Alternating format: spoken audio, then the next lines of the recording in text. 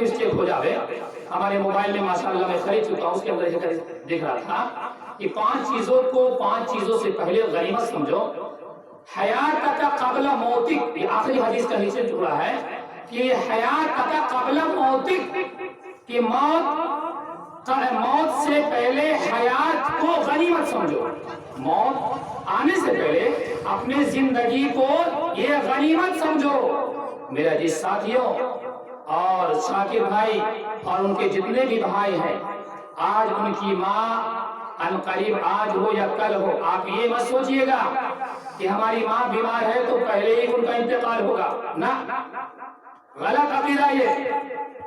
इन्नल्लाह इन्नहु युस्मि'u व युनज़्ज़िलुल ग़ैथ व यअलमु मा फ़िल अर्हाम व मा तदरी नफ़्सुन बिअय्यि अर्ज़िन तमूत व मा तदरी नफ़्सुन बिअय्यि अर्ज़िन तमूत, कि कौन इंसान कब मरेगा, कहाँ पर मरेगा, ये अल्लाह के अलावा किसी को मालूम नहीं है, किसी को पता नहीं है। मेरे जिस साथियों, आप यहाँ पर बैठे हुए हैं, आप ये मत सोचिएगा कि जहाँ हमारे चचा जमशेद साहब की जो अहलिया बीमार है पहले वही चली जाएगी ना, गलत है।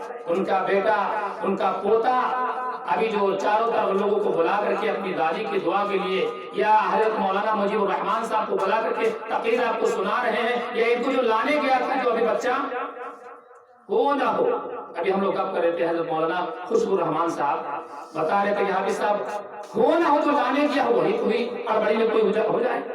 तो मेरा जिस साथियों, मौत का कोई लिमिट नहीं है और मौत का कोई वक्त नहीं है लेकिन आपको पता नहीं है। इसलिए मेरा जिस साथियों, अभी हमारे बागमारा की जमीन पर हमारे बड़े मुखलिस साहब, हमारे यूसुफ साहब जो बिल्कुल अभी बीमार हैं और अल्लाह के फजल से समाज को संभालते हैं, आप ये मत सोचिए कि वो उनका इंतकाल पहले होगा, नहीं। यहाँ पर बैठे हुए अमीर है वगैरह है, लेकिन ऐसी हालत में उनके जो औलाद है उनके कुछ हुकूक है, हुकूक पर ज्यादा नहीं, बस एक बता दूं मैं आपको कि अपने माँ और बाप के लिए दुआ पढ़ना चाहिए।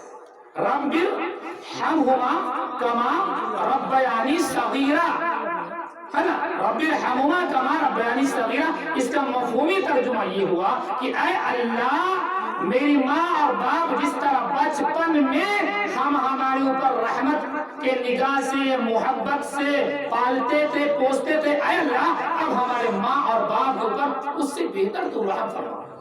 बात नहीं समझ मारिए, अरे अल्लाह मेरे माँ बाप के ऊपर तू रहम फरमा। मेरा जिस साथियों, इल्म की जरूरत है, उनके जितने भी औलाद हैं उलमाए कराम से नका सीखो, सीखा जाए अपने माँ और बाप की दुआ के लिए क्या किया जाए, सब हदीस के अंदर मौजूद है।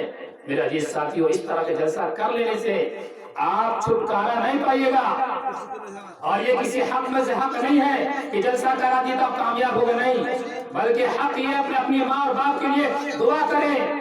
और अपने वालिद साहब का अगर कोई कर्ज है, याद रखिएगा, अगर वालिद साहब का, शाकिर भाई और कानू जितने भी उसके औलाद है, कान खोल के सुन लीजिए, अपने बाप का अगर कोई कर्ज है, उनकी जिंदगी में उनके कर्ज को अदा करना फर्ज है।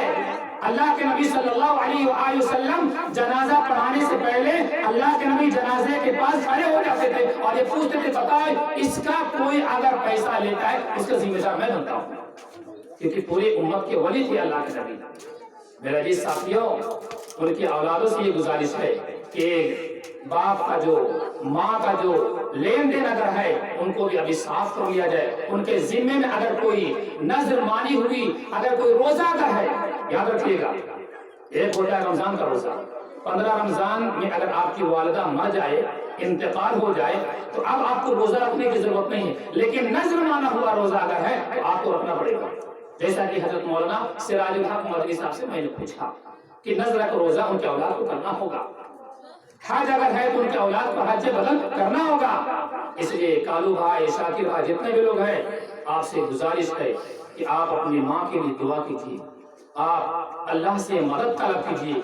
या अय्युहल्लज़ीना आमनुस्तईनु बिस्सब्रि वस्सलाह, सलाह के जरिए, है ना, सलाह के जरिए अल्लाह से मदद कीजिए, बिस्सब्र, और सब्र कीजिए कि अल्लाह हमारी माँ को ऐसी मुसीबत आई है, मुसीबत देने वाला तू है और मुसीबत को टालने वाला तू है। और अपनी माँ के पास बैठ करके जो उसूल है हदीस और कुरान के नजदीक कि अपने जो आदमी बीमार हो उसके पास कल ला इलाहा इल्लल्लाह पढ़ा जाए, अस्तगफिरुल्लाह पढ़ा जाए, है ना, یہ تمام اصول حدیث اور قرآن کے اندر موجود ہیں. انشاءاللہ تبارک و تعالیٰ کبھی موقع ملے گا تو آپ کے سامنے ہمارا یہ بیان ہوگا. میرا جی ساتھیوں وقت کم ہے اور ہمارے باہر سے آئے ہوئے مہمان حضرت مولانا مجیب الرحمان صاحب جو آپ کی زبان میں بنگلہ زبان میں جا کے مادری زبان میں مادری مطلب ماں کی زبان انشاءاللہ تبارک و تعالیٰ ان کا بیان ہوگا. میرا صرف 10 منٹ کی گفتگو سے یہ ماحصل میں یہ نکالا ہوں آپ کے سامنے کہ نوجوانوں آپ کھڑا ہیں, عمر دراز لوگ بیٹھے ہوئے ہیں, عورتیں ہیں, جتنے بھی لوگ میری باتوں کو سن رہے ہیں, بس ایک بات یاد رکھیے کہ تمام مسئلے کے اندر اختلاف ہو سکتا ہے, حق ہے. امام ابو حنیفہ رحمۃ اللہ علیہ کا ان کا شاگرد امام یوسف رحمۃ اللہ علیہ, امام محمد رحمۃ اللہ علیہ اختلاف کیا ہے. کتاب اٹھائیے موطا امام محمد, موطا امام یوسف اٹھائیے, اختلاف ملے گا آپ کو. علامہ ابن تیمیہ کے اختلاف علامہ ناصر البانی نے کیا ہے, کسی حدیث کو ضعیف کسی حدیث کو صحیح کیا ہے.